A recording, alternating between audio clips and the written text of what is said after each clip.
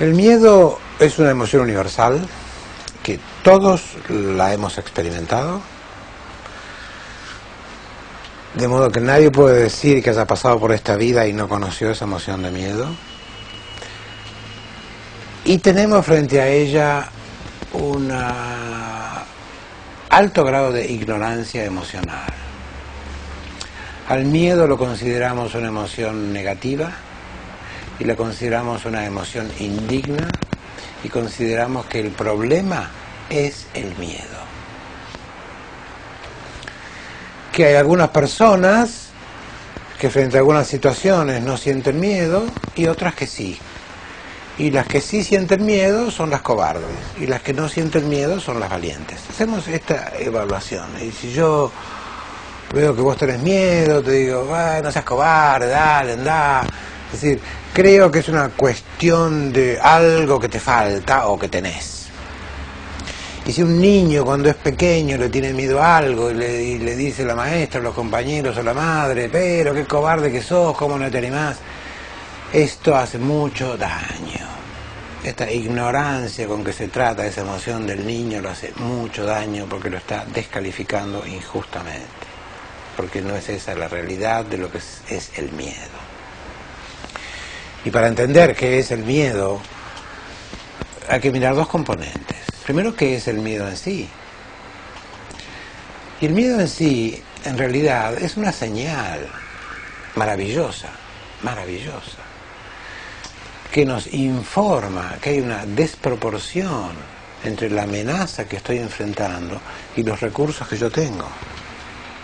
El miedo informa esa desproporción y cada vez que yo esté en alguna situación en donde esa desproporción se presente, yo voy a sentir miedo y menos mal que lo voy a sentir, porque si no, muero, desaparezco.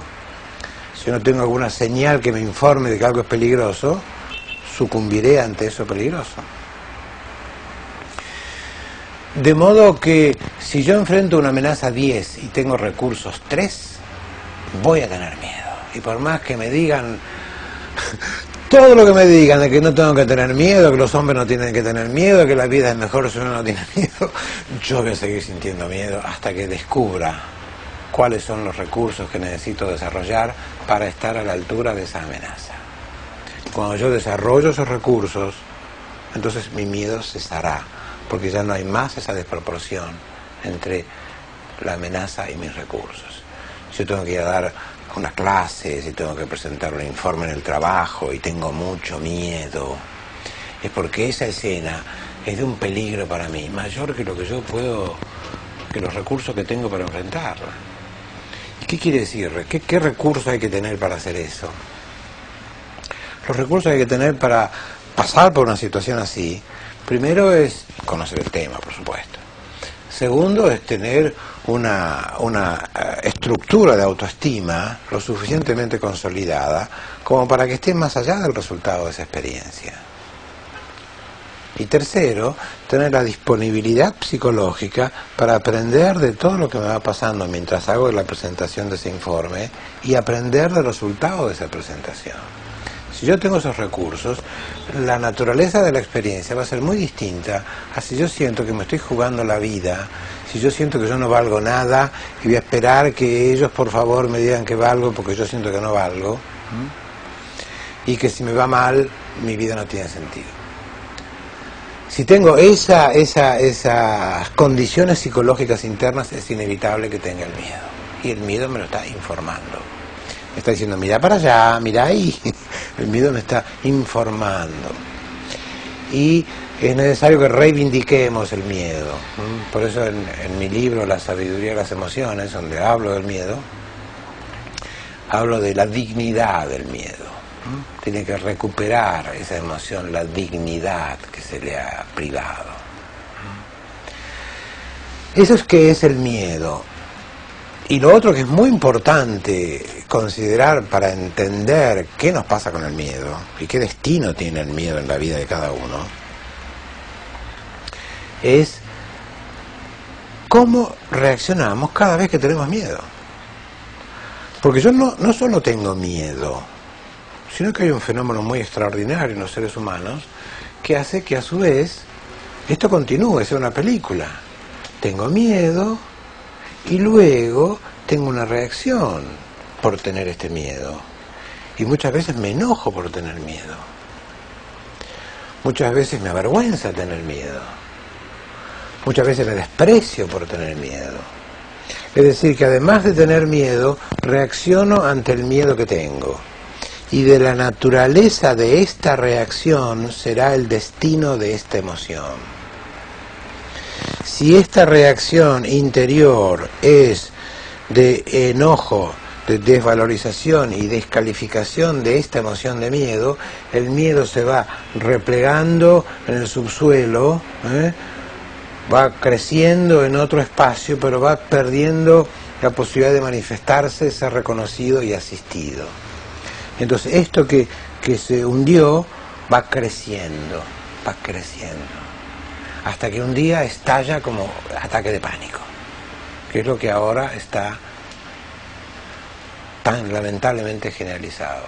El ataque de pánico no es nada más que miedo mal asistido de un modo crónico, que empezó siendo pequeño, yo no lo escuché, lo descalifiqué, lo desterré, dije, yo si lo escucho a esto no voy a ningún lado, así que lo tapo, pero no lo disuelvo. En la medida en que mi actitud frente al miedo es de descalificación, porque yo creo que el problema es el miedo y que si no sintiera miedo no tendría ningún problema, inevitablemente voy suprimiendo este miedo de un modo u otro, diciendo no tenés que tener miedo, o yo no tengo miedo, o lo anestesio, o trato de pulverizarlo, o no percibirlo. Hago muchas cosas como resultado de esta actitud ignorante en relación a lo que el miedo es. Y yo creo que eso es lo mejor. Y el miedo, como consecuencia de esta actitud inadecuada, por supuesto no se disuelve, no desaparece, sino que simplemente desaparece de mi percepción, pero ingresa en otros espacios, te va creciendo, se va convirtiendo en trastornos somáticos, en insomnio, en tensión, en insatisfacción, en malestar, desagrado, desconfianza, retiro de la vida. Es decir, son las manifestaciones de un miedo subterráneo que van impregnando mi diario vivir y que yo a su vez cada vez que da alguna señal me parece que es un peligro, que debo fortalecer la muralla para que no me destruya, con lo cual no logro nada resolutivo. Hasta que esta represa un día no puede más porque algún detonante lo produjo, pequeño o grande, alguna amenaza, y irrumpe toda esa acumulación de miedo que ha sido acumulada en el tiempo, y además con toda esa multiplicación que significa que sabe ese miedo que tiene una descalificación interior, que esto no debería sentirlo porque está mal y lo siente. Bueno, esto puesto en una alta intensidad es el ataque de pánico.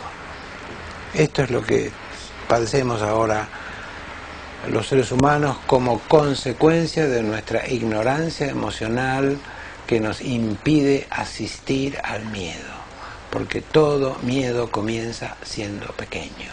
Si yo lo asisto, se resuelve. Si yo no sé asistirlo, crece. Es como una angina. Empieza siendo angina. Si yo me cuido y le doy la atención adecuada, se cura como angina. Y si yo la descuido porque digo no pasa nada, no es nada, crece y se hace bronconeumonía, que sería la versión somática del ataque de pánico.